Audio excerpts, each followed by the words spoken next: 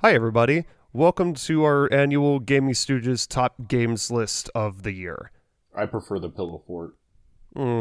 Well, that has passed already. Oh, It's Anyway, time for our games from 2019. Happy 2020. yes, we played video games did in we Did though? play video 2019. games. We played a few of them, not as many. We tried very guys. hard. Shut up. Okay. We tried. Not all of us work in a GameStop.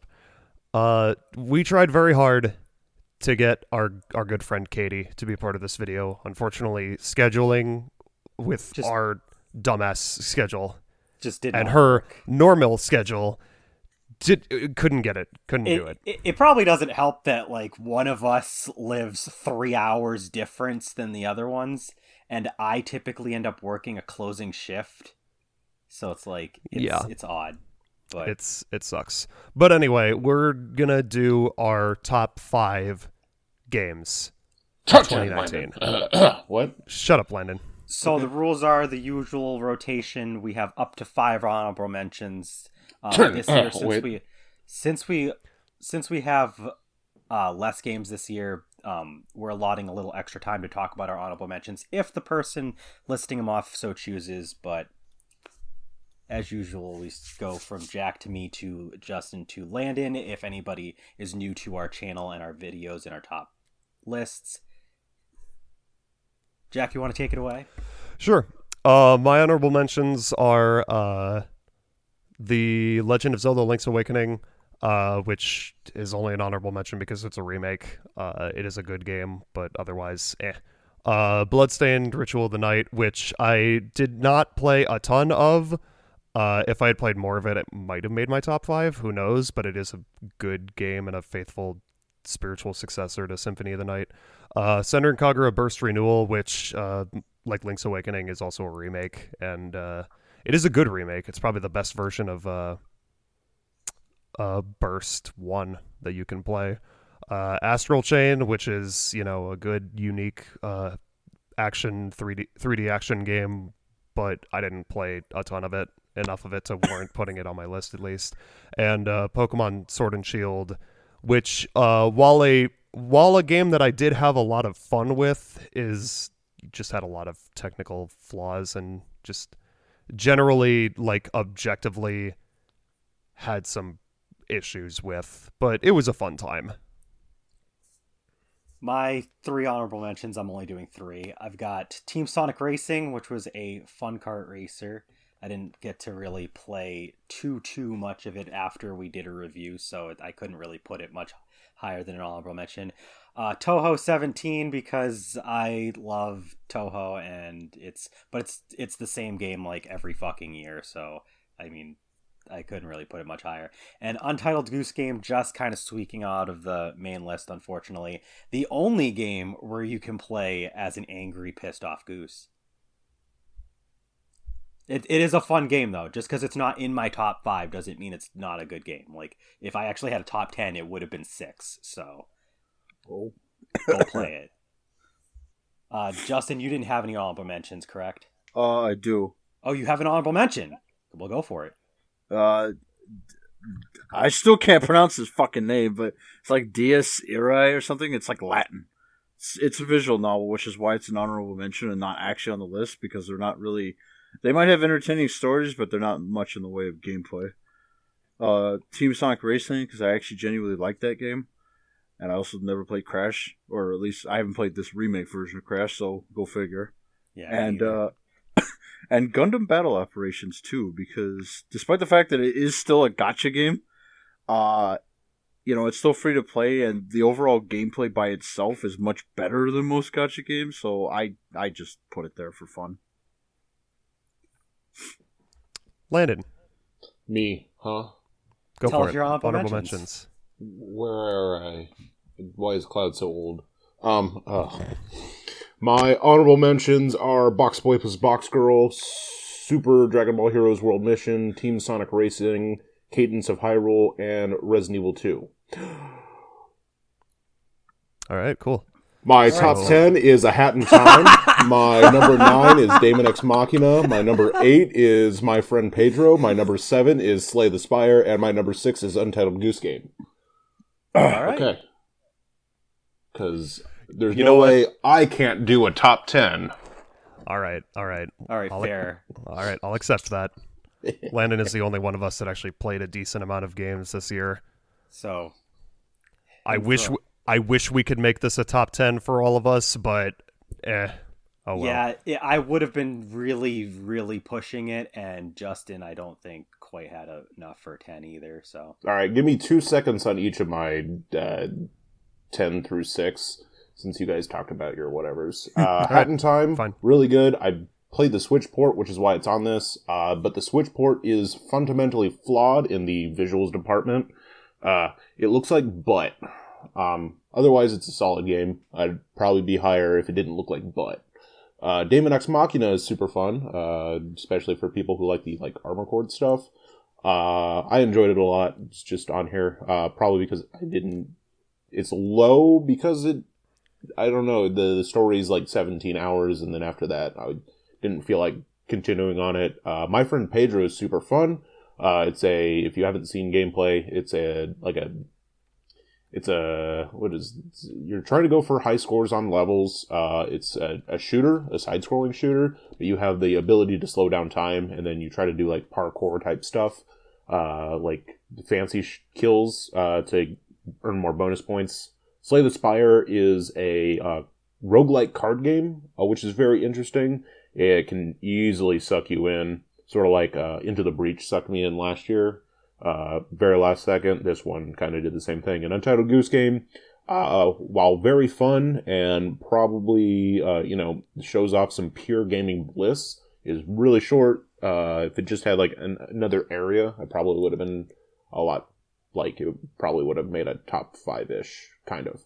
I would also like to say Link's Awakening is not on this list whatsoever, not because I didn't like it, but because I played the snot out of the original release, and there's not enough difference for me to include it on this list, unlike I did Metroid last year. Okay, you can start. Okay. My number 5 is Untitled Goose Game. This, Cloud and Landon mentioned it. This was one of my most anticipated games of the year, just for its ridiculous concept. You are a goose, and your goal is to piss off everybody. I mean, not intentionally, although sometimes intentionally. It's mostly intentionally, but, the goose also does have a goal, an end game. Either way, this game is a stealth/puzzle game where you need to where you have like a checklist of things to do, and that's where like the puzzle aspect comes in, and you need to check off like a certain number of things on your list to move to the next area. It's incredibly fun. It's very charming. It's like one of the most like purely fun games I've played all year, and would be even higher on my list if it was longer. It's pretty short. There's only 4 areas, and it's about 2 hours long on your first playthrough. So there's not a ton of content. There is some like extra bonus checklist stuff after you beat the game, but I wish it was longer, but otherwise it's an interesting concept. It's a very fun time, and I just really enjoyed it. my number 5 is The Legend of Zelda: Link's Awakening. This was actually my first time actually really playing Link's Awakening, so it gets a pass onto this list. It is a lot of fun, very charming. It has a sense of humor that is not really like any of the other Zelda games that I've played. And it also borrows things from other Nintendo games. Like you have like Mario enemies in little select locations. There's like chain chomps and stuff like that. The music is really nice. The dungeons and puzzles are a lot lighter because it's coming from a game that was made for the Game Boy.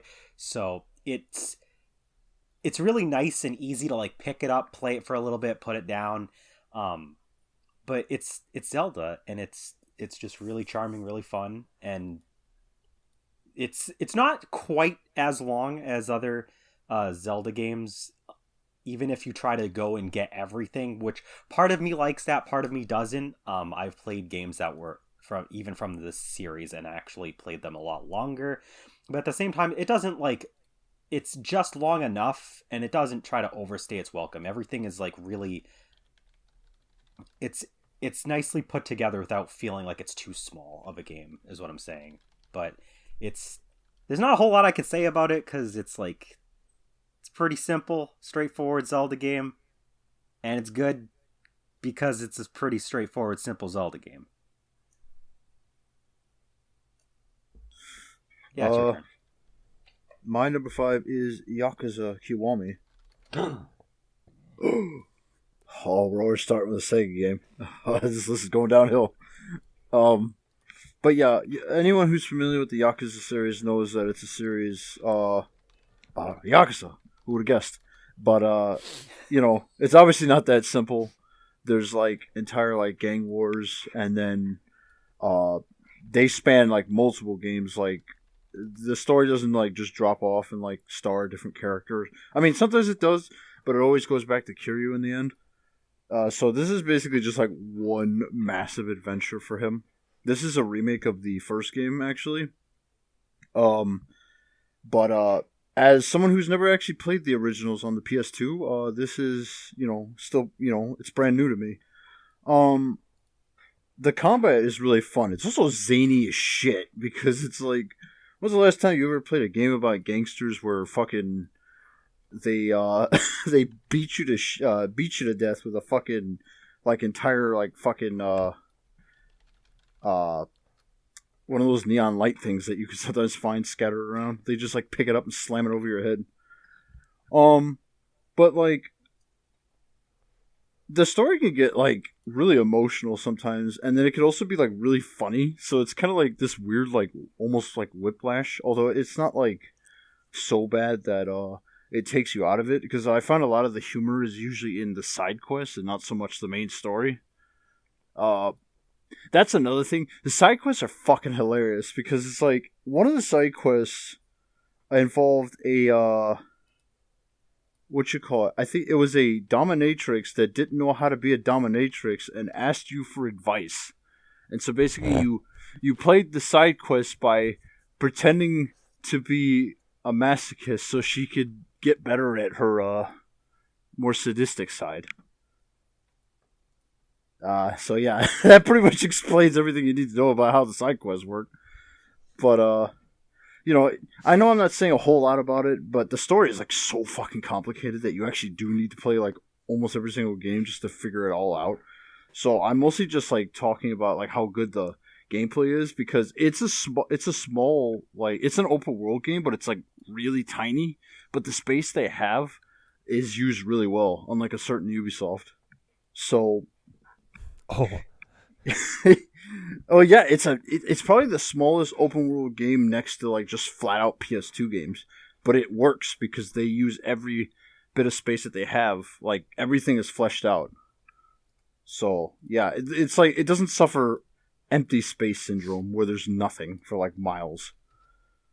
But Yakuza is a good game. You should go play it. My number 5. Fuck. My number 5 is Super Mario Maker 2 for the Nintendo Switch. It's Super Mario Maker 2. And what do you want me to talk about? Oh. I mean, I don't know. Okay. You could say some stuff about it. Alright, it has a story mode this time where you, where Undo Dog, or whatever Undo Dog, destroys Peach's castle because why not? And you have to get that mad Jew money to rebuild it. I mean, Mario money to rebuild it. So you're going to be playing through some pre-made levels made by the Nintendo staff that sort of give you an idea, and you can unlock some bonus unlocks for the main game while you go through all these levels. So those are fun. They added a bunch of new set pieces, as well as a new play style, 3D world. A 2D 3D world is added to the the core styles. And then they have the online business. You can play with people now online. For a while, you couldn't play with people in your friend list. You had to play with randos. Then they, patched that. So you can play with people online in your friends list. The online, unfortunately, is pretty laggy. But other than that, it's pretty fun. The biggest issue is, obviously, when you're playing other people's levels, is some of them are 6-year-olds, and some of them are slightly more competent than a 6-year-old. So, the game is made by babies. It's not this game's for babies. It's not for babies. It's by babies. But other than that, it's a pretty solid package. Definitely because of the added pieces to it, I like it a little bit more than Mario Maker 1. Just a shame that they took out the amiibo costumes from Maker 1. But other than that, they added Zelda stuff. You can play as Link. What the fuck? Okay, I'm done. Oh, Hey guys, guess what? It's Super Mario Maker 2. Hey guys, guess what? It's my number 4 is Super Mario Maker 2. bad. His God list damn is it. just my list moved up a bit. So far, We'll see. yeah. We'll see. We'll see. It will not carry into the rest of it. No, definitely not.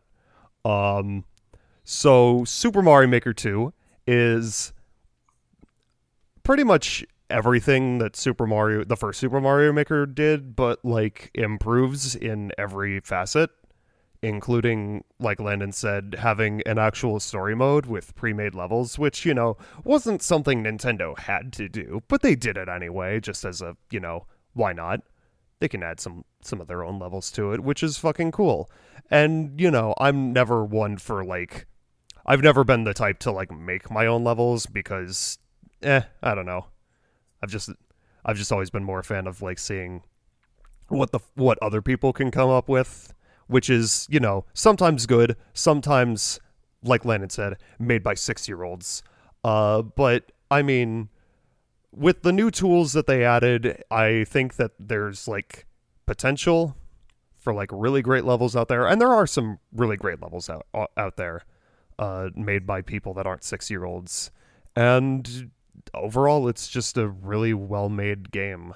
And I don't have much else to say about it. Oh, yeah, and also playing with your friends online, which unfortunately, like Landon said, was not added immediately until Nintendo did something that they've never done before. They listened to their fans and added and patched in the ability to play with friends online, which, not the best servers for that, but it's still it's there. It's an option, and it's fun. We did it.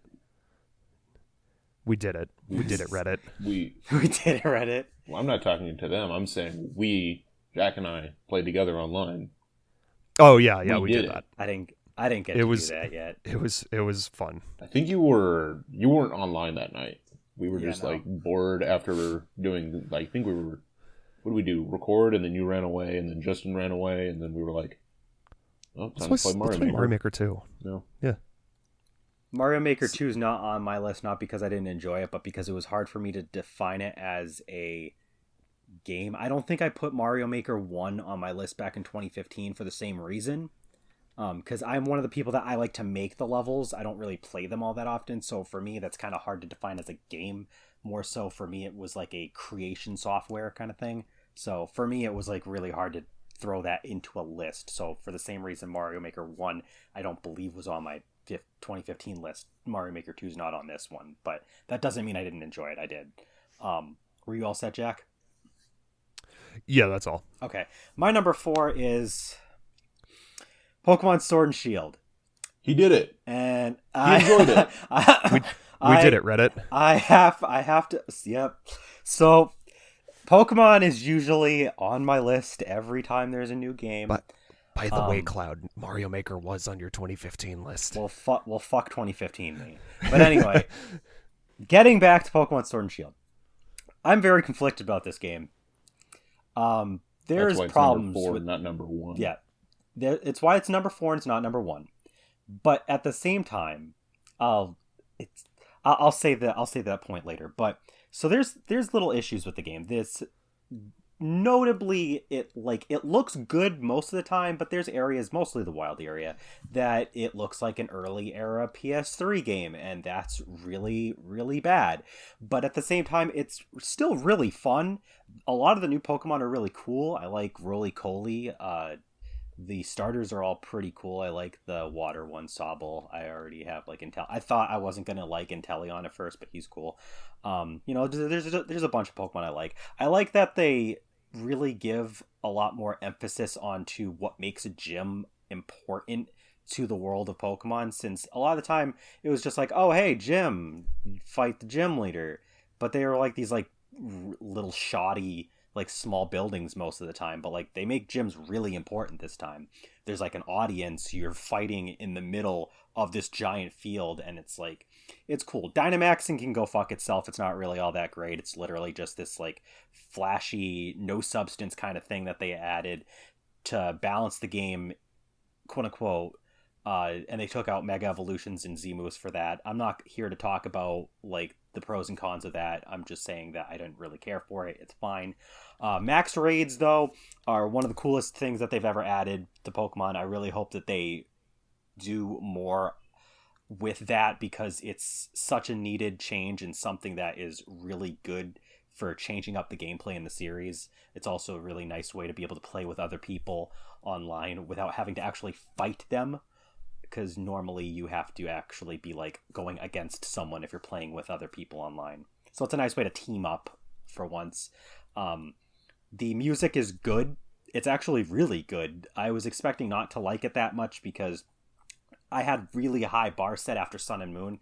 Sun and Moon, go back and watch our 2016 list if you want to know more about how I felt about that. But music on that was phenomenal in my opinion. I was going into Sword and Shield thinking I wasn't going to really like it. It's really good.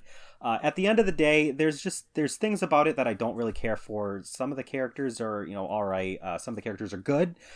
Leon needs to shut up about his Charizard. Everybody needs to shut up about Leon's Charizard. It's really annoying. And I don't really care for Leon that much as a champion either. But I do actually beard. like...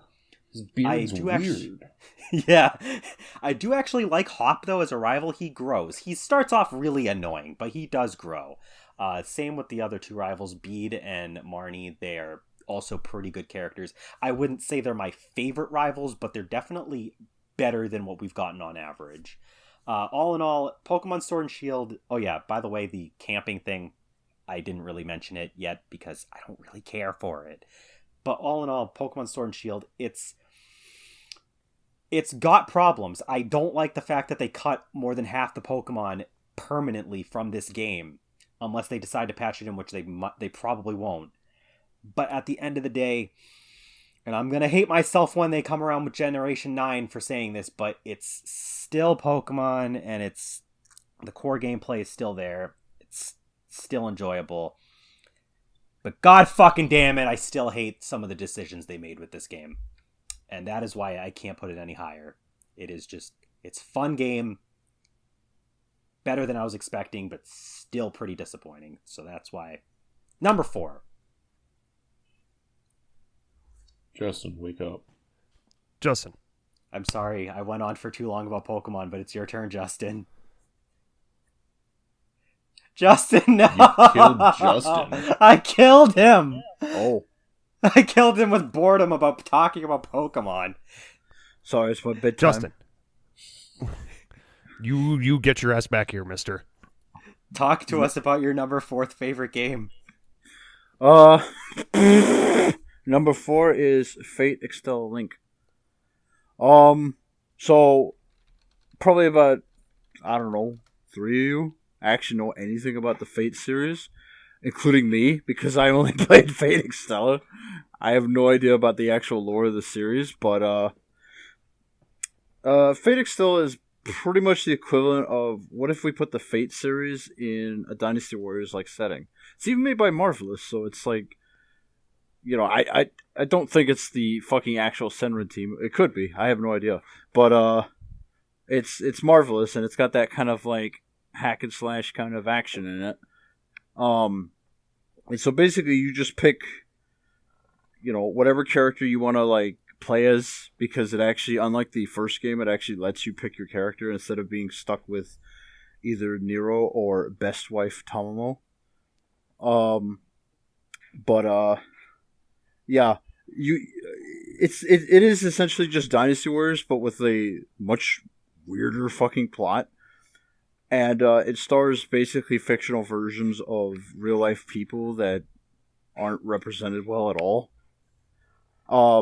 Especially since the historical figures, well, not all of them, but some of the historical figures that are supposed to be male aren't, and some of the historical figures that are female still are, because, female bias. But there's like a few things that I guess kind of differentiate it from like something like Senran, or well, especially Dynasty Warriors, because it does have like a sort of like Muso system where there's like some super ultra holy shit, what the fuck is this kind of attack. But it's very situational because you actually need to, like, first you need to build it up. But it's like a 2-bar system. First you build up a bar that makes you do like a super powerful attack. And then you build up a golden bar, which can only be filled up when you do that super powerful attack to do an even more super powerful attack. But this one's like a screen nuke. So this one actually hits everybody. That's essentially what you call your Noble Phantasm, which is your, like I said, super attack. The story is not as good as the first one, because the first one is actually kind of like sad, in my opinion. And the second one is just kind of like, the fuck? I don't remember whatever happened in the first game. Don't look at me. Which kind of pissed me off. They don't acknowledge a lot of shit that happened in the first game. And one of the characters they straight up don't remember. And I'm like, bullshit. Because he caused the most fucking trouble. And yet they act like they don't know him. And it pissed me off. So that actually might be why it's number 4. Because there were some story segments that didn't jive well with me, and I was like, what the fuck is this shit? But overall, I still like it because I like the gameplay and I like the little weird tidbits where you can interact with some of the characters that you bring with you and they say funny things. But other than that, story's not as good as the first one. Gameplay is definitely better than the first one, but I guess it's one of those situations where you sacrifice story for better gameplay, which can pay off, but I miss the more engaging, dramatic story that they had in the first game. So yeah, that's number 4. And Jack's number 3 is Phoenix Wright Ace Attorney Trilogy. Wait. Not can't quite. be. It can't Not be. be. I played them on the DS Exactly. ages ago. Yeah, that's why. That's why I said I also did not. number 4. His number 4 was my last one. Yeah. What was I talking about? Phoenix Ace Wright. Attorney. Oh, right. Who? Anyway, Phoenix Wright Ace Attorney Trilogy is a collection of 3 games that everyone apparently knows about because objection. Yeah. Yeah. They were originally Game Boy Advance games, I have been told. I don't know. I don't play video games, obviously. Okay. And they have been ported to every system known to man, including the iOS and Android, I think. Whatever those are. Yes. And 2019 was the first time I got to play any of these games because someone forced a Japanese copy of the Ace Attorney trilogy into my Switch. Thanks. That was me. I did that. Yeah, he did that. They follow Phoenix Wright. He is an ace attorney. Well, he doesn't start off as one. You have to make your way there. And I don't think he ever gets there because everyone thinks he's a dumbass still, even though he wins most of his cases. It's a visual novel style game where you go around and you talk to people and then you point and click on things to find clues. And then you go in the courtroom and then you try to present the clues that you found to build a case that your client is not guilty. It's pretty zany. There's a lot of fun, different characters in it. And it is definitely a good time. Like I said, there's 3 games in this. There is the original, there is Justice for All, and there's Trials and Tribulations. Out of those 3, I enjoyed Trials and Tribulations the most, with the original game coming in a close second, and then the other one. Yes. Fun fact: I tried to buy the first Ace Attorney game way back, and they accidentally gave me Justice for All, and I didn't notice until I was like way into the game. I was like, oh, Yeah. But I played it. It was fun. So yeah, Phoenix Wright, Ace Attorney trilogy. Yeah. Jack, your turn. It makes me very happy that I now have a friend that has played those games and I can share my love for the series with. This is the only because reason. Previously, this is the only reason why he bought me the game, is because it means. hey! You liked them though. Yeah. Whatever. All right, my number 3 is River City Girls. River City Girl. Oh, huh? I was gonna say I didn't get the chance to play this game. River City Girls is a side-scrolling beat-em-up game made by WayForward. Ooh. And Arcsoft, and whatever. Oh yeah, and Arc System Works. You play as either, what the fuck are their names? Misako or damn it, Kyoko. Yeah, Kyoko. the one that I played as. Good job.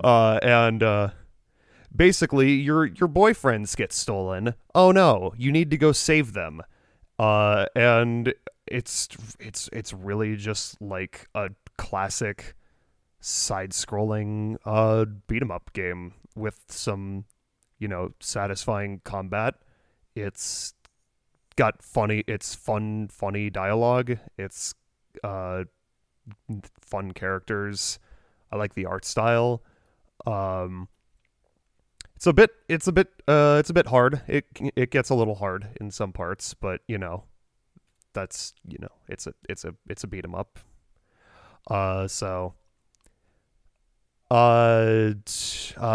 Complaints. I didn't like the ending. I thought the ending kind of sucked, but otherwise I enjoyed the game from start to 98% of the way through it. And it has local multiplayer as well, so you can play with a friend, which I don't have. Music is good too. I think that's pretty much all I have to say about it. It's a good time. Go play it. Support WayForward. My number 3 is Astral Chain. This is a game from Platinum Games, and people know I like Platinum Games. It is an action game where you play as a person that's on this like task force that you have this thing called a Legion, and you have to fight these things called chimeras, and they create these corruptions that only your Legion can see.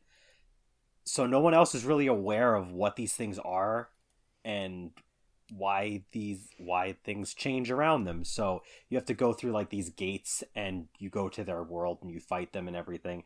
I don't want to get into too much because there is some like spoilery stuff, but it's really, really good. The characters are pretty good. I get a lot of like strange like Neon Genesis Evangelion / a little bit of Nier Automata vibes. It's not quite the same story-wise and character-wise anyway. It takes itself a lot less seriously. It tries to stay lighthearted through, but it does have some like interesting things that happen.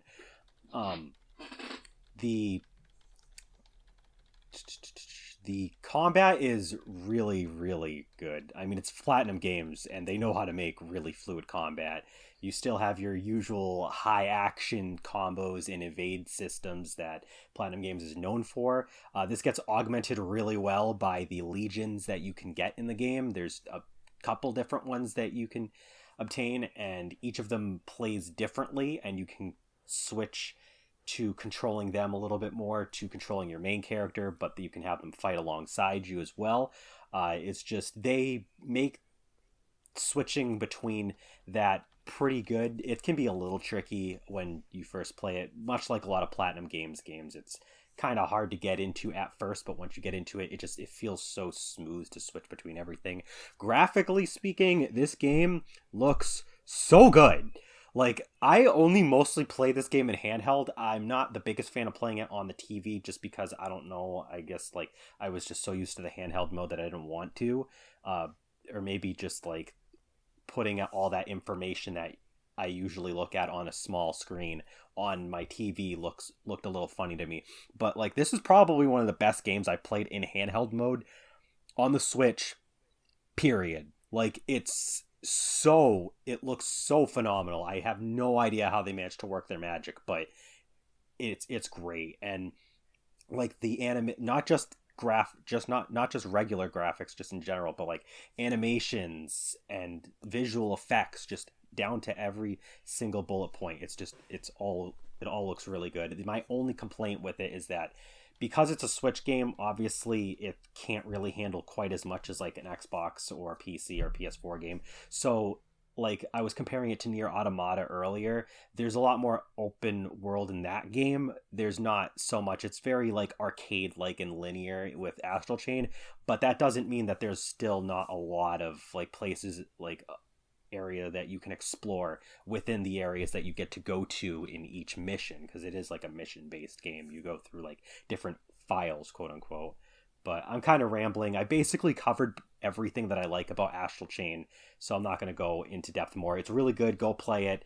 It's one of the best games that's come out this year. It's one of Platinum Games' line of great games. Just go play it.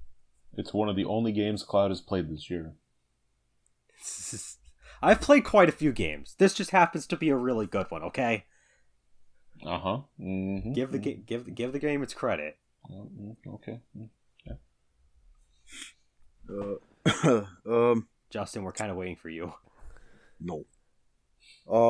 My number 3 is Devil May Cry 5. Yeah, they finally made a fucking sequel to Devil May Cry 2. Would you believe it? They've only been waiting for fucking ages. The Mad Lads.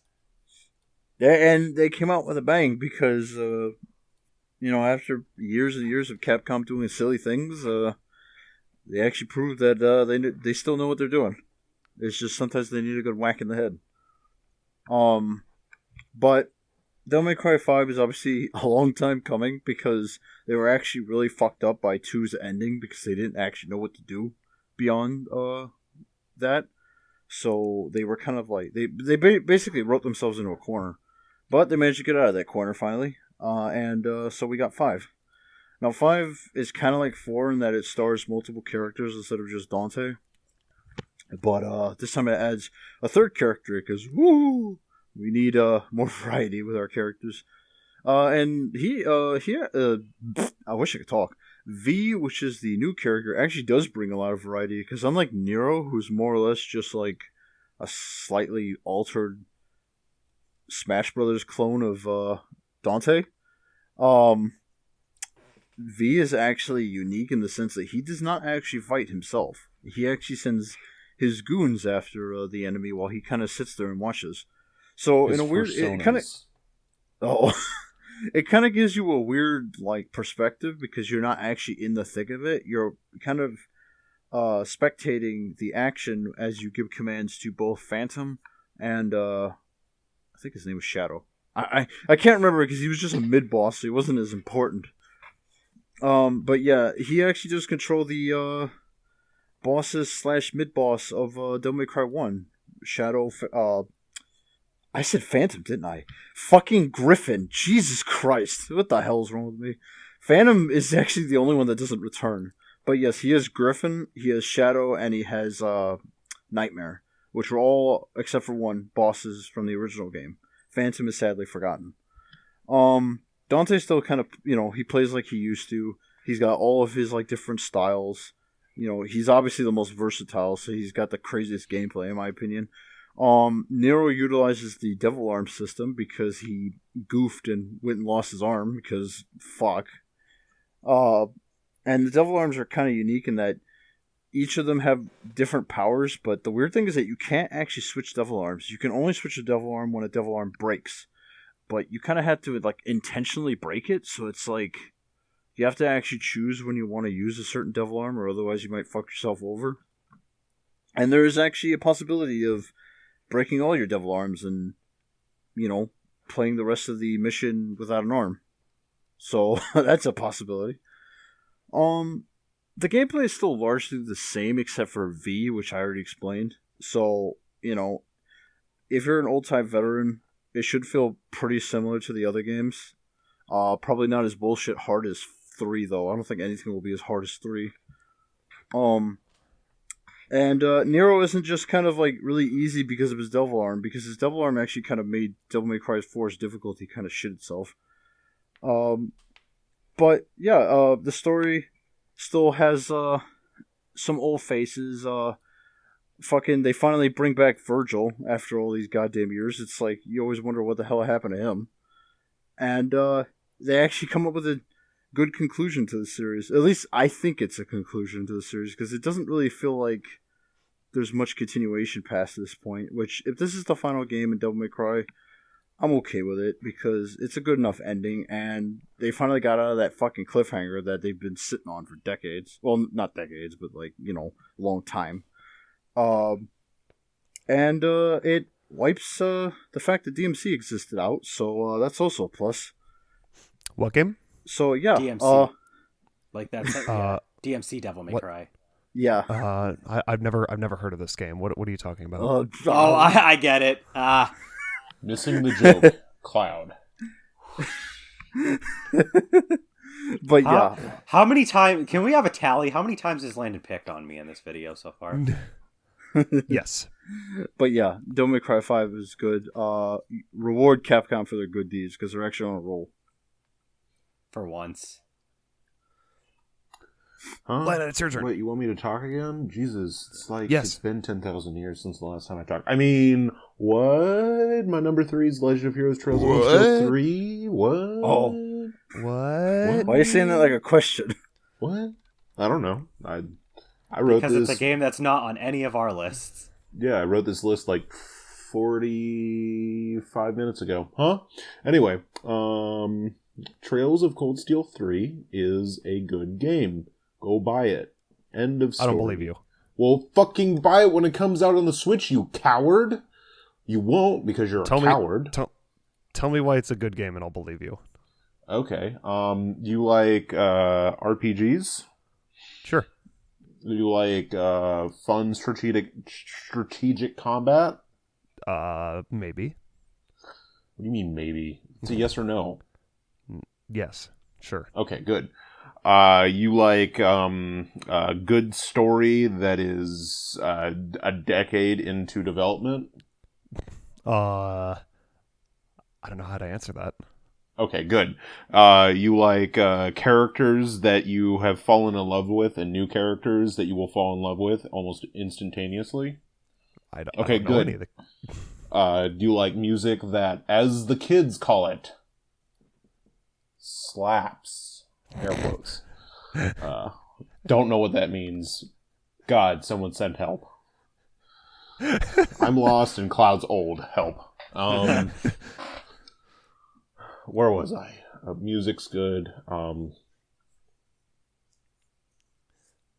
Combat. Story. It's a good game. It's got fishing in it. Well, that immediately makes it a good game. I'm sold. Fishing? Okay, it's got a fishing minigame. Oh, and for Cloud, there is a card game minigame that you can play with people. Hell yeah! Welcome back to Yu-Gi-Oh! Forbidden Memories. I was thinking more like the shit in Digimon, but better. But okay, that works too. I don't know. I don't really feel like I should talk too much about this, because I kind of did that in the anticipated video for number 4, and then the game that's coming after number 4. I like the story of these games a lot, and this is the first one where... What did I say? So number 1 and number 2 have Reen focusing on his school life, and now Reen has become an instructor. And then there's a lot of story from number 1 and number 2 that has like sort of shaped the country Erebonia, and all of that's important. But you kind of get a gist of it if you just play this game. So if you have reservations of jumping into like the middle point of a ongoing story, don't worry. The game does enough of a job to where you kind of go, yeah, I get it, for the most part. And then you can keep playing. The UI has been overhauled, so it feels like a Persona, and it's very, like, it speeds up the combat a little bit more, because everything's at a touch of the button, rather than you having to cycle through a menu, which I think is a welcome change. Like I said, it makes battles go by quicker. You don't have to, scroll through stuff. You're still going to be sitting there thinking about what your next move is and what's the best thing, but you don't have to, like, shuffle through everything. I like the new characters, and I like where the plot is going into number 4. And I like that they didn't just jettison all of the characters from the first 2 games. They all come back in some sort of fashion and carry on with Reen. And I like that they added an order system where you can use some of your points to give some buffs to your characters. I don't like that they removed the overdrive system from number 2. I really enjoyed that, but the order system is good enough to where I'll take it. And then I like that they are using Divine Knight battles more often, so you get more mech fights. Other than that, these games are good. Please do something. I don't know. Alright, I'm gonna go crawl in a corner and cry. I'll do something. I'll tell you what my number 2 is. What's your number 2? Oh, please, God, please. My Please number tell 2 is Devil May Cry 5. Oh my god. What? What? Oh, you cut. Did I cut yeah, out? you cut out. God fucking... My number 2 is Devil May Cry 5. Oh. Oh, wow, I saw that coming. Wow, shut up. Number 2... Wait, no. Hold on. Okay. Okay, so Devil May Cry 5, hey, Capcom remembered that the Devil May Cry series existed, and after they left it alone for 11 years, and definitely didn't make DMC Devil May Cry. It seems like it's a running trend lately that Capcom has started to suddenly realize they had games. Oh. I right? Actually, I mean, okay, so Devil May Cry 5, it's, like... familiar, like Justin said. The gameplay is pretty familiar to previous games in the series, but that is not a bad thing. This game is very fun. This game doesn't take itself too seriously at all, which is a good thing. Sometimes games don't need to be like ultra uber serious and try very hard to be The Last of Us, but fail miserably and end up becoming, I don't know, Days Gone. Sometimes you just want to make a fun video game because video games are fun and they're meant to be enjoyed. And Devil May Cry 5 is fucking fun. It's got, the same, like, action, fun, stylish gameplay that the series is known for. The story is, not the story necessarily, but the dialogue and characters are, as goofy and stupid as ever.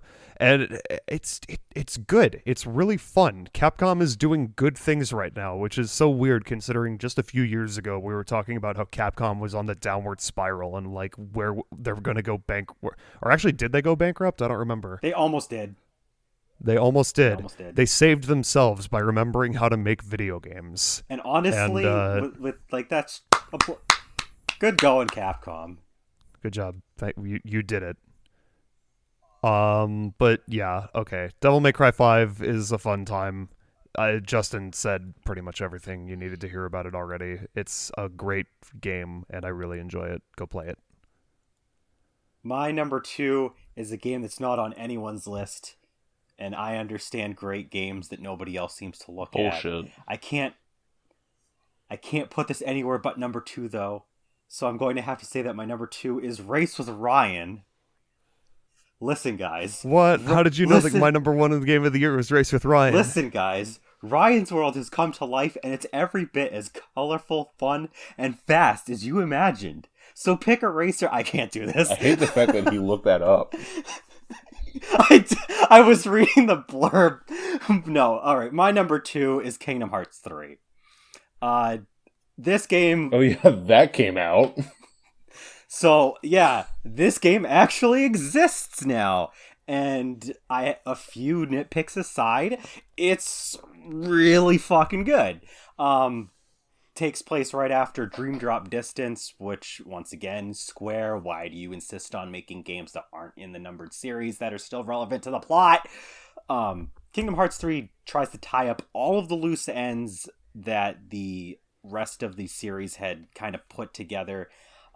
Tries to tie everything together over the course of Kingdom Hearts 1, Birth by Sleep, Kingdom Hearts 2, Dream Drop Distance, Chain of Memories, all that. Like, it tries to get all of that wrapped up. The Japanese mobile game that is exclusive to Japan, that is actually relevant to the overarching plot. Yep. Why? Yep, pretty much everything from Kingdom Hearts down to the most minute detail up till now. They try to get everything solved and figured out in this game.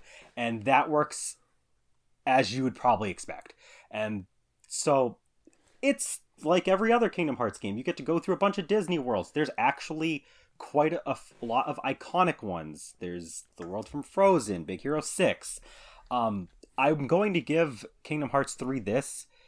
Better than any other game in the series. It really, really provides a good scope of the worlds that you travel to. Like, previous Kingdom Hearts games would kind of like give you like little snippets of the worlds from the universes that you explore, but it does such a good job this time. Like, when you go to like the world from like Tangled, like, it's so pretty. And Olympus Coliseum, like all of that area, like freaking, like, it's so much bigger. It's not as big as I thought it was going to be when I first walked into all these worlds, but the worlds are so much bigger and expansive and detailed, and it's so much more full of life than I was thinking that I was. Like, it's great. The combat in this game is good with an asterisk. It's not as good, in my opinion, as Kingdom Hearts 2. I still think Kingdom Hearts 2 has the best gameplay overall when it comes to combat in action in the series. But Kingdom Hearts 3 does still do a really good job.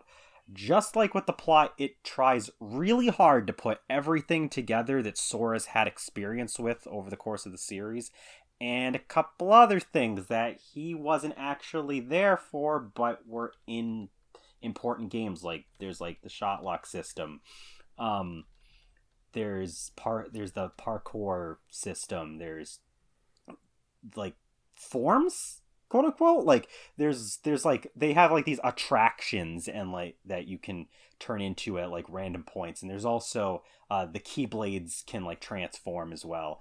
It's a little weird, and they kind of just come up semi-randomly, but they're fun to use. I just think that they could have been a little bit more fleshed out. They are overpowered as hell, though. Like, they trivialize the game's difficulty where otherwise it'd be like a little bit of a challenge. Character-wise, little bit of a mixed bag. The characters that are in the game are really good. My major complaint is there are characters that are missing for no reason, and I am mostly referring to all of the Final Fantasy characters. They don't explain anything, any reason why they're not there in game. Out of game, they were like, oh, well, there's like, you know, all these characters that we have to, you know, blah, blah, blah, blah, whatever. But there's a lack of a justification for some of the important characters that have traveled with Sora and have been very closely tied to his adventures that just aren't there. The DLC that's supposed to be coming out is supposed to remedy this, but it's not out, so I can't judge the game based on that. The story is like, there's a lot of spoilers, but it wraps up in a really, really big way. The end of the game is the best I've ever played in any Kingdom Hearts game. I could not put the controller down. Music is great. I've basically covered all of my other bases. It's Kingdom Hearts. It does a very good job of staying on about the same level as 1 and 2. In some aspects, it succeeds a little more. In some aspects, it succeeds a little less. I think overall, for a game that we've been waiting 13 years for, it could have been way worse, but it's actually really good. But Cloud. Yes.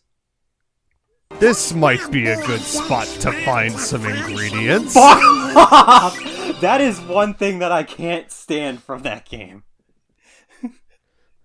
I tried to suppress that. That's the only thing I know about Kingdom Hearts 3. I tried to suppress that. There is a cooking minigame, and it is pretty cool, but yeah. Oh. Justin. No. My number 2 is no surprise to anyone, Resident Evil 2. So I just got done praising Capcom for being good boys, and this is also part of the big reason because all of their IPs have been glorious so far. Except for Street Fighter. Oh, yeah. Ayo. Street Fighter is the stumble at the finish line. But what you call it? Resident Evil 2 is like a remake in the truest form. It's not like a remaster. It's not like this is like very different from something like one of us adding Link's Awakening or something like that, or maybe not because it's just like a remaster. Because when Capcom remakes their games, they actually do remake their games because sometimes they don't even really function the same way. And Resident Evil 2 is no exception. In fact, it's even more different than the original remake. Gone is the multiple camera angles. Gone is the old systems of Resident Evil 1 with the tank controls and shit. It actually plays more similarly to Resident Evil 6, in my opinion. Because you have full directional movement. You're not, like, restricted to, like, one spot. But the biggest change is that zombies are fucking dangerous in this game. Like, if another horror game told you that their zombies are something to be feared, they're probably blowing shit out of their ass, because Resident Evil 2 is the only time I actually felt a zombie was a legitimate threat. Because they are hardy as fuck. They, no matter how many bullets you put in them, even if you think they're down, they're probably going to get back up, because that's the thing. You can never tell these fuckers are actually dead. And then when they come after you, they take such a big chunk of your health that it's like, Jesus Christ. No wonder I'm fucking running low on herbs. The story is the same as Resident Evil 2 because, it is a remake. Which, unfortunately, the only downside I could say about Resident Evil 2 is that it's about as long as the original release, because this is a PS1 game being remade, so it's only like a few hours long.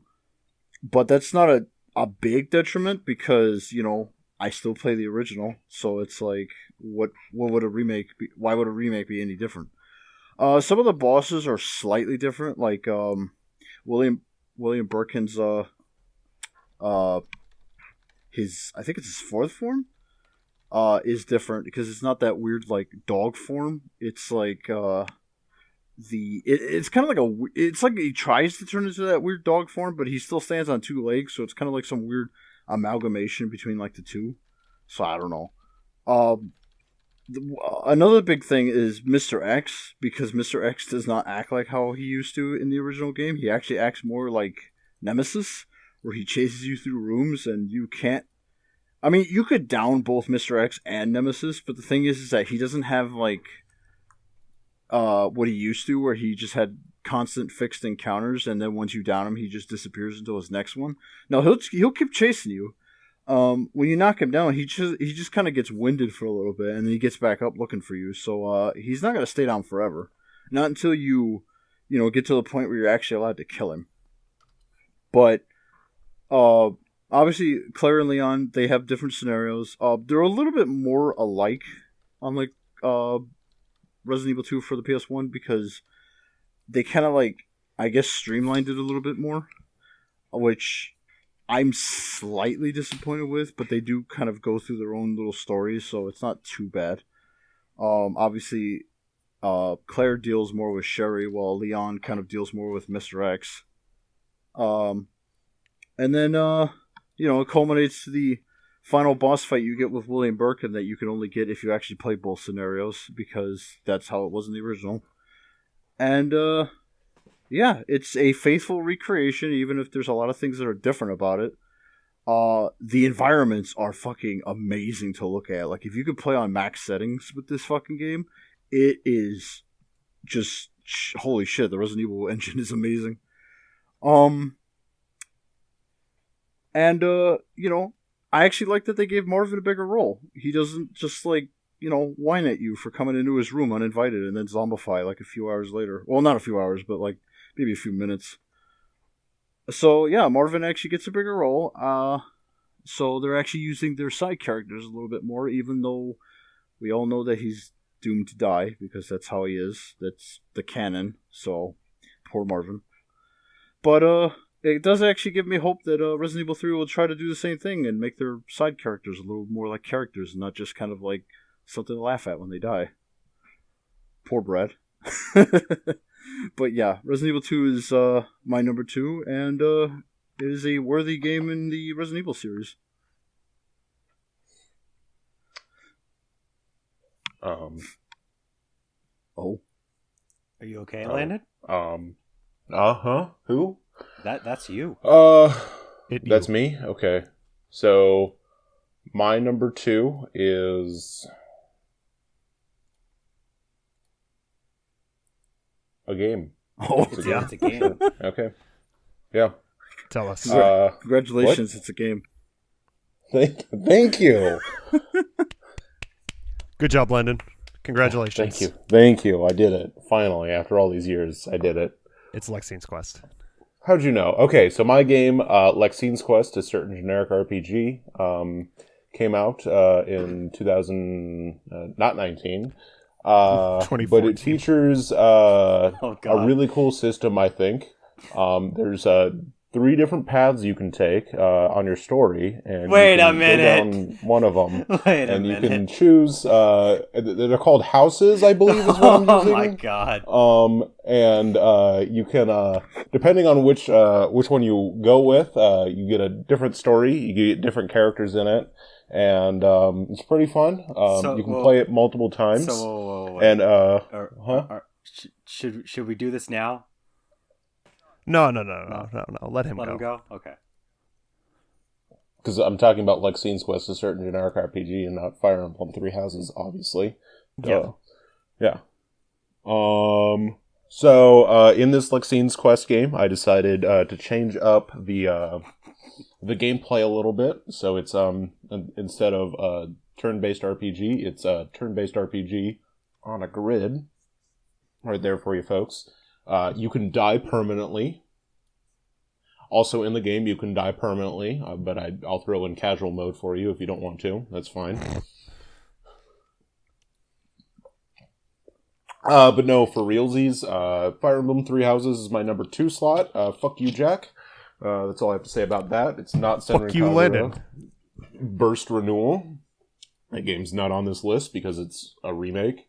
And they added Yumi, so it's bad, obviously. Where am I?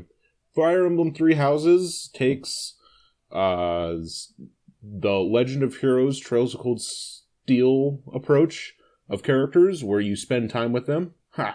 And you mix that with grid-based tactics for a very addictive gameplay loop.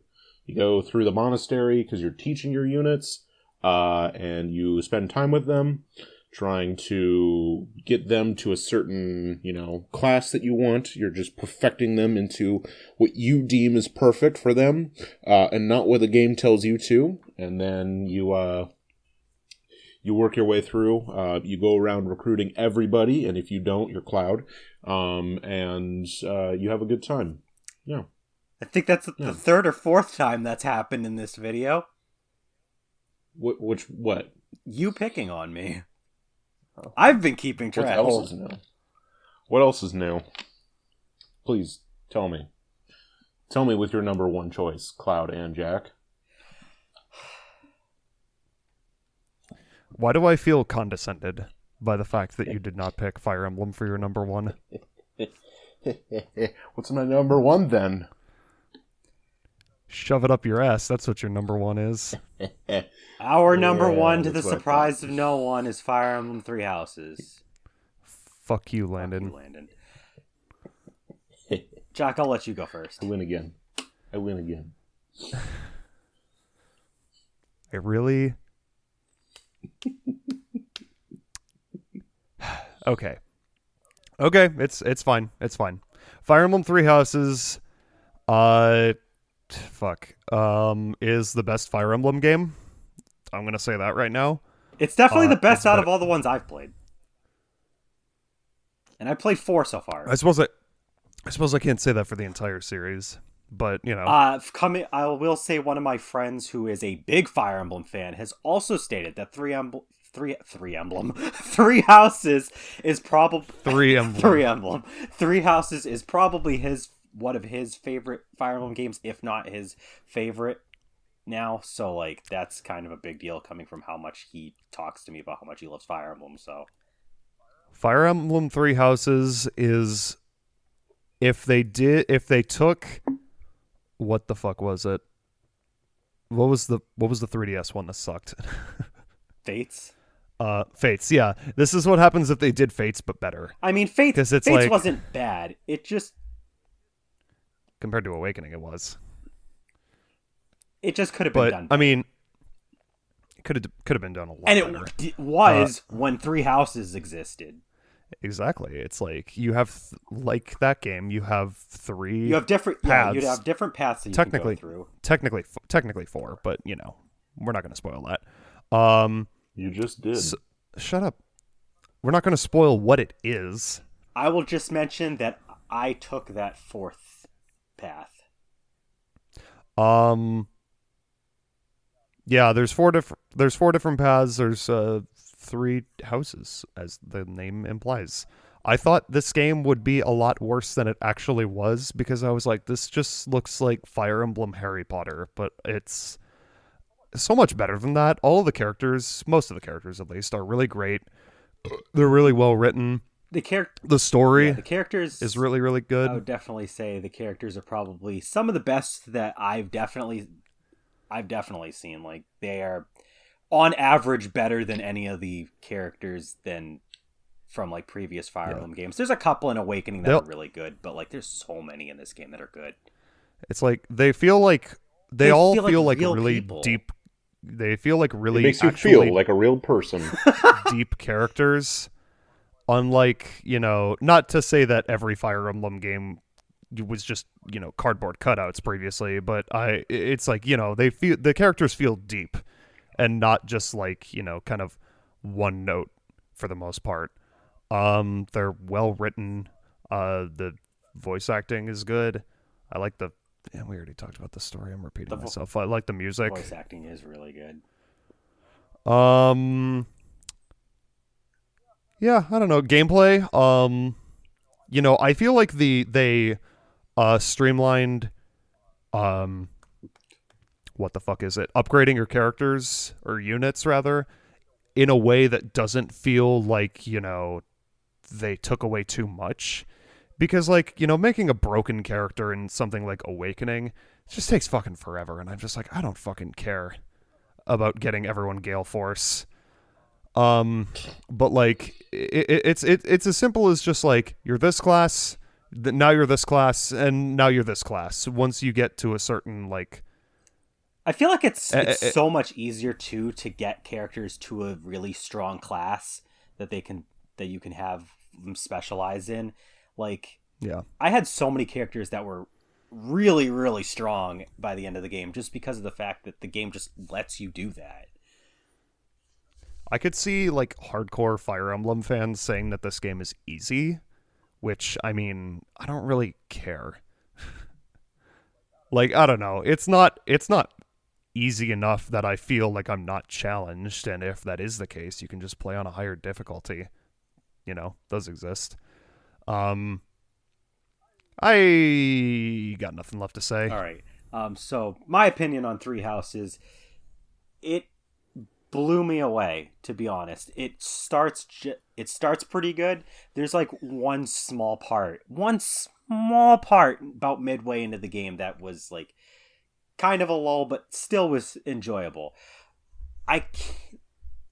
There's just so much to this game though, because like the monastery, exploring that, engaging with all the characters, like we were saying, it feels so much better than other games where you just kind of go click through a menu and then you're just like talk to that person and the cutscene plays. Like everything just feels more engaging, and it feels more like my actions in the game carried a lot more weight. Just when I talk to a character, when I make a decision, I feel like there's more of an impact than previous Fire Emblem games. The story overall is pretty good. I took a different route than Jack or Landon did, but it was still really enjoyable. They picked on me at first for not picking the same one as them, but I really liked the story route that I ended up taking.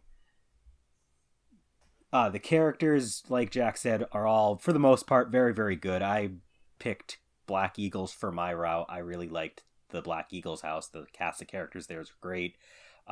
Bernadetta and Dorothea are probably a couple of my favorites. Petra also really grows on me. Caspar actually was probably one of my favorite characters from that house. Another character who's not like tied to any of the houses who really grew on me was Seteth. At first, I could not have cared that much for him, but then by the end of the game, I'm like, this guy is the ultimate badass of this game. Like, he is one of my favorite characters. And that happens to a lot of characters in this game. Like, they grow on you. Pretty much all of them. They just all grow on you. The combat gameplay in this game is pretty solid. It takes a lot of the best aspects of previous Fire Emblem games and just kind of rolls it into a ball and just gives it to you, and you're just like, here you go, just play this game. And it's good. Like, there's the weapon forging is there, the durability is back, but it doesn't feel like it's as obnoxious. Like, if you want, you could just buy another one. Forging them to make them more powerful is great. Battalions, they're okay. They do help you out in some battles where none of your equipment will actually do a damn, and help give you an opening where you otherwise wouldn't have it. But otherwise, I feel it's kind of like just a little footnote, when it was kind of, they made a big deal about it when they were showing the game off, but not as great of a mechanic, but they're still there. Just like Landon said about a different game, you can fish in this game, and that's cool. I did it like twice, and then I did it like 80 times. Well, that is one thing that made us different. The activity point system of exploring the monastery is probably one of the most engaging things that I experienced, is being able to, like, as you grow throughout the game, you'll get to do even more and more during what you would call free days, which is kind of like Persona, except not every calendar day you do something. But yeah, it's great. Like, you get to go do stuff on your time off. You can do other battles for like side missions, which that's just really cool. Like, some of your days off you can go do like quests and fight stuff. Some of them you can teach, some of them you can do other stuff. It's just, there's so much in this game. We're gonna review it, and we're probably gonna repeat a lot of what we're just saying here, but the gist of it is, this game is great. Everything about it pretty much is great. It is go play it if you like Fire Emblem or strategy RPGs. It's fucking good. Oh. Well, with that monologue out of the way, before I say my number one, I should probably say why there's no Nintendo games on my list, and it's simply because I'm a dope, and the Switch isn't my Switch, so I don't have 24-hour access to it, and therefore, even though I do actually own most of the games they've talked about, I haven't actually played any of them. Yeah, if Justin could have played Fire Emblem Three Houses, no doubt it would probably have ended up his number one as well. That's a band. But No doubt. That's a band. That is a band. At the very least, there is a strategy RPG that takes the place of Fire Emblem for my Whoa, number one, whoa, and that what? is- What? Go on. That is a game I have already played for 107 hours, and it is SD Gundam G Generation Cross Rays. Didn't you just get this game like a couple weeks ago? A couple days ago, actually. What the fuck? I played 107 hours. This is like me with Bayonetta 2 in 2014. It's like, hey guys, I gotta play this one game before we make our list. This is my number one game of the year. So this is a interesting case because this it obviously is. Going, I'm just laughing. This is an interesting case because it obviously, it's still a strategy RPG, but it is an anime game first, which means anybody who plays this as a standalone game is not going to know what the fuck is going on in any of the storylines, because this is the only detriment, but not really for me because I'm a fan of the series, and it's because if you don't know the story, the only thing they really cover are battles and some minor events that happen either before or during battles or even after battles. But if you don't know the full context of what's going on, everything's just going to blow over and you're not going to know what's what. So the best way I could say to experience this game is to watch all the anime first and then play this game. You don't have to if you don't want to, but you're going to be very confused. This game contains 4 series: Gundam Wing, Gundam Seed, Gundam 00, and Gundam Iron-Blooded Orphans. Each story loosely follows the original story of the anime, of course, at a breakneck speed because they kind of glance over a lot of little minor events. Some series are longer than others, obviously, because, it really depends on how much content it had. If it had OVAs, if it had movies, if it had more than one season, like 00, which actually has the longest amount of stages, with Iron-Blooded Orphans in close second because it's literally only one less. And yes, most of this game is dominated by Gundam Seed and Gundam 00. But for those of you that don't like Gundam Seed, at least people like 00. But the gameplay is not really like Fire Emblem, but like the basic idea is there, I guess, because like there's no such thing as like really any kind of advantage to unit facing, because there's no back attacks, there's no side attacks, because actually whenever you get attacked, your mobile suit will automatically face the enemy, so facing doesn't even really matter. The interesting thing about this game, though, is you actually have multiple commands to give to units whenever they get in a battle. You can either just fight the enemy. If you're being attacked, you can defend, which for the most part is only available to mobile suits that have shields. And every mobile suit has the ability to evade, which increases the chance that the enemy misses. It's not guaranteed, obviously, but it gives you a better chance of avoiding an enemy than simply defending would. Another thing you could do is overkills, which, if anyone's probably played Disgaea, will know that you usually get better rewards if you overkill an enemy. Well, that's only partially true, because the only thing it really does is increase the amount of score you get at the end of the stage, which increases how much money you get when the stage is completed. But basically, you can, like, whenever an enemy attacks you and you have enough units surrounding your buddy, you can order up to 2 other units to attack with him. So when you're getting attacked, you can have 3 people attack the same enemy, or if you're doing the attacking, if I remember correctly, you can have up to 6 units attacking the same enemy. There's also your warship, which is different from most strategy games because this is a big motherfucker. You can only have 1 of them in each group. Because the reason the warship is there is because you have to juggle something called energy, which means your units only have a limited amount of attacks they can do before they run out of energy, with each attack consuming more depending on how much damage it actually does. If you run out of energy, the only thing you can do is defend and evade. You can't attack anymore. You have to run back to your warship and recharge, which also repairs all your health, because this game does have permadeath, but it's a little bit different. You don't lose the pilot, but you lose the mobile suit. And you don't want to do that because mobile suits are expensive, especially if they're a Gundam unit. So there's a bit of permadeath. It's just for the units and not so much the people in them. I don't know how they survive when it blows up like that, but but losing your warship is an instant game over, because the warships are listed as units that you cannot let be killed. So if you lose your warship, that's just it. So save regularly. Let's see. The warships also have something called a warship link attack, which means if you're a really sadistic prick, you could have 9 units attack the same guy all at once and do like 15,000 damage to him because it's funny. Warships can also multi-target if you do the warship link attack, so you can actually hit more than one enemy at a time, which I believe is the only way you can actually do this. For some reason, unlike Overworld, they took out the ability to target multiple enemies with, multi-targeting weapons. I don't know why they did this, but whatever. At the same time, you can also strategically use this ability, because you can also get units that are nowhere near the enemy to target the enemy as long as the warship is within range.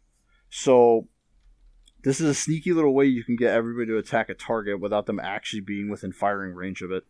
This also works for something called raid groups, which is new to Crossrays because this wasn't in Genesis, which is the first time where you can actually have units in a battle without a warship. Now, the problem with this is that raid groups are 100% dictated by whatever the stage feels like giving you, which means if the stage only feels like giving you 4 units, you're only going to get 4 units. So, depending on what the stage is, you may not actually be able to bring your full raid group. So, be wary of that in case the group you bring with you is full of shitty mobile suits. But because they lack a warship, they can use a raid link attack, which is basically identical to the warship attack. The only difference is that it's a little bit more versatile because anyone can initiate it from any position. So you don't need to drag a big-ass warship around to do a link attack. Because they lose the ability to refuel and repair inside of a warship, they can actually regain energy and health on the field. But positioning matters because you can only regain health if units are standing next to each other, but you have reduced energy regeneration, so you kind of have to trade one for the other depending on how badly beaten up you are. And in my opinion, raid groups are mostly just units you bring in whenever you want a quick response team to kind of nail the enemy and then book it so that your primary group can come in and mop up. Especially since warships are the only units that can capture, except for raid units, which can also capture surrendered mobile suits. And they have a dispatch thing, which is almost kind of gacha-like because you actually do have to wait a certain amount of time for your units to come back. There's little pickups you can get in the game just by completing stages to speed this process up, but it's very gacha-like. Thankfully, there's no microtransactions in this game, so don't worry. It's a very gacha-like system because you do have to wait for your units to come back if you don't speed it up enough. And the reason why I haven't really spoken about the story too much, because like I said, if you don't watch the anime, you're not going to know what's happening anyway, so I just figured I'd talk about the gameplay all day. I just got a lot of information about warships and a whole lot of nothing else. Well, you went on for 3 minutes about warships. It was a lot longer than 3 minutes. Well, like I said, they're a big part of your game, and if you don't have... actually, until Crossrays, they were the only way you could actually go into battle, because you can't actually send a group in without one. So this is actually the first time you haven't been forced to use a warship, which is why I kind of went on so long about it, especially to you guys who don't know anything about this series. But yeah, that was Justin's Gundam review. But yeah, no, but for real, this game is actually a lot of fun. I honestly think people should, actually play it because this is the only SD series that we've actually gotten over here, not counting fan translations or imports. So support the series if you want to see more of these games, because I do. All right, Landon. Landon, tell us about your number one, which is definitely not an RPG on the Nintendo Switch made by Square Enix with artwork from Akira Toriyama, and it's called Dairy Queen 11. What? Sure. That's hold what on. that's what DQ stands for, right? Let me go find a game. That one. Okay, so my game of the year is Iconoclast for the Nintendo Switch. It came out technically last year, but the physical release came out this year, so I'm gonna count it. It's a Metroidvania that you get a wrench and you go to the moon and all right, fine, it's Dragon Quest. Aha. Okay. Dairy Queen. Dairy Queen 11. All right. Age of an Eleusinian Blizzard. Oh, well, that was fun. I hope you guys had a good time listening to Our Gundam review. Our Gundam, yeah. And our Fire Emblem view. Who would do two separate games like that in a review in one video? Gaming Stooges would. Okay. Anyway, Dragon Quest XI S Echoes of an Elusive Age Definitive Edition for the Nintendo Switch is the best game ever. The end. You are nitpicking and biased. I win. Bye-bye. Congratulations to Dragon Quest XI for being the greatest game ever. As declared by Landon Cohen. Well, I mean, probably, maybe. There's like Scene's Quest, Shadow the Hedgehog. But tell us why you like Dragon Quest XI. You can become a fish? Question mark? So you lead a parade. I was gonna say we've evolved beyond fishing mini games. This game lets you be the fish. That's why this is actually Game of the Year. It really makes you can be a feel little like flounder. a fish. So combat wise, it's a standard Dragon Quest, which means it's a standard JRPG. But I find that all of the characters are really good and fairly customizable because they have branching skill trees that you can really customize to your playstyle. And down some of those fucking trees, you can make some fucking broken ass combos if you line everything up correctly. Eric is broken. Hendrik is super. Oh, that's spoiler. Jade is super fun to use. Veronica and they're all pretty much fucking great. The story is one part highly generic RPG, and then other part very, very good. Like, it's a story about you're the hero, go beat up the shadow dude or whatever. He's trying to destroy the world or something. But then you get all of these like little like stories where you're going around to the towns and there's a lot of just good world building there, and I love it. And Akira Toriyama made the artwork, and it looks good, and I like it. Did. Dragon Quest does have nice Don't art. make fun of me. Don't make fun of me, please. Landon's worried about us making fun of him, but he has literally just slaughtered my name this entire video.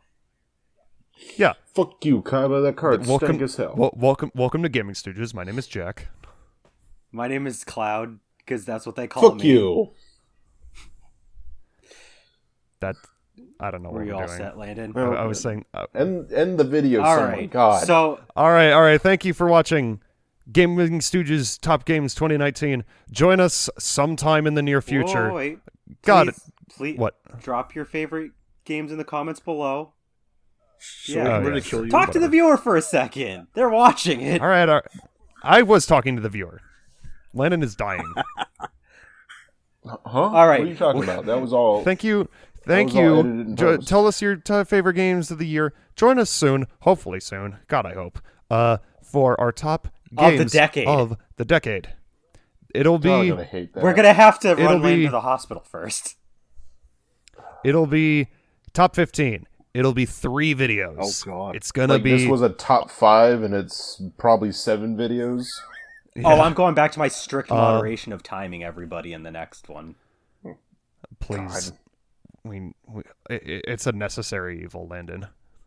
Hey, I don't need it as much. I mean, we don't. Cloud. Anyway, welcome. Thank you for watching. Welcome to the end of our video. Welcome to the end of the video. Like, comment, subscribe. Like, comment, subscribe. Join our Discord. like us on Facebook, follow us on Twitter, etc., etc. Tell Katie she's done Um, a good job on the art for our videos. She Yes, didn't put thank Reen in you. it. Oh, Huh? She didn't put Reen in Oh, the well. Oh well. Okay. Sorry. Okay, thank you. You can complain to her accept her about that. apology. Anyway, thank you for watching. We hope you had a good 2019. Join us soon for top games of the decade. Bye.